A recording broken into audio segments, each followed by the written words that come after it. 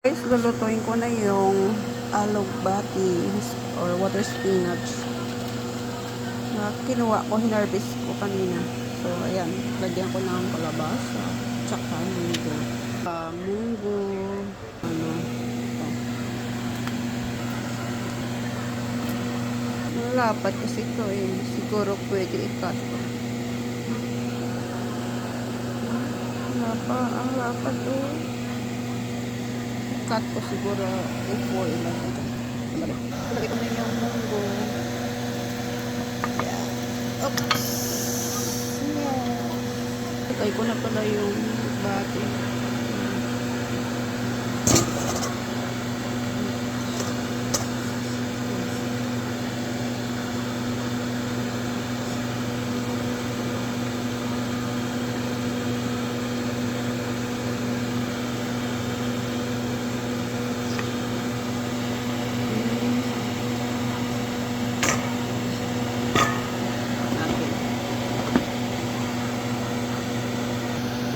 So, nilagay ko na yung alugbati.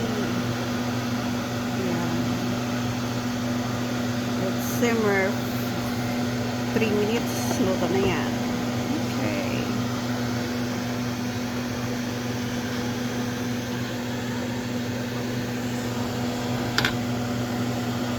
Bukal. Bukal muna. So, ayan guys. Luto na. Ay, kalimutan ko pala yung talong. It's okay. Yung kalabasa naman. Lagyan ko lang yung shrimp. Shrimp.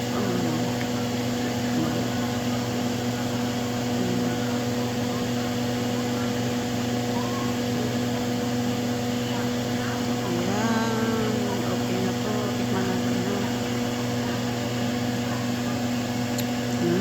Manamis-namis. Okay na, luto na. Okay na yan. Okay na yan. Masarap pag bagong pitas, manamis-namis, fresh yung vegetables. Okay. At ito na may yung ano ko, bacon na salmon.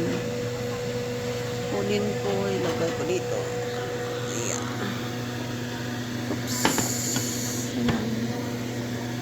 Okay na yan. Luto na. Lagyan ko ng vegetables para manamis-namis din ang lasa. Okay, luto na yung salmon. Okay, thank you for watching.